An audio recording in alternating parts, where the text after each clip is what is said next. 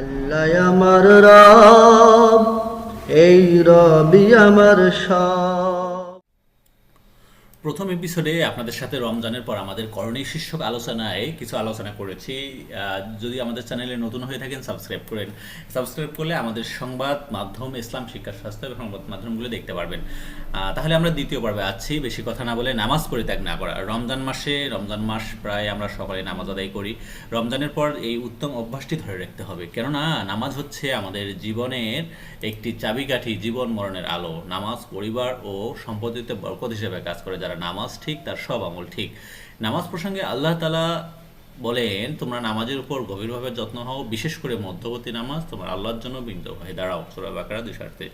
কোরআন তেলাওয়াত পরিত্যাগ না করা। যারা শুধু রমজানে কোরআন তেলাওয়াত করে আর বাকি এক বছর বা বাকি অন্য বছরগুলো পরিত্যাগ করে, তাদের দলভুক্ত হয়ে চলবে না। নিয়মিত কোরআন তেলাওয়াত করতে হবে। প্রত্যেকের উচিত হলো দিনের কোনো একটি নির্দিষ্ট সময়, সে সময়ে কম করে হলেও 1 পৃষ্ঠা কোরআন তেলাওয়াত করা উচিত। আল্লাহর জিকির অধিক পরিমাণে করা। রমজানের পর অধিক হারে জিকির করতে হবে।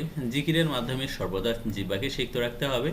দরুদ শরীফ অধিক পরিমাণে পড়তে হবে। সকাল সন্ধ্যায় যখনই আপনি সময় পাবেন, বিভিন্ন কাজের শুরুতে নবী মোহাম্মদ সাল্লাল্লাহু আলাইহি সাল্লামের শিক্ষা দেওয়া বিষয়গুলো পাঠ করে কাজ শুরু করতে হবে।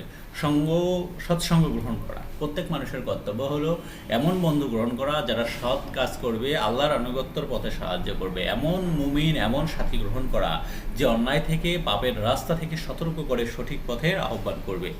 শাওয়াল মাসের রোজা পালন করা।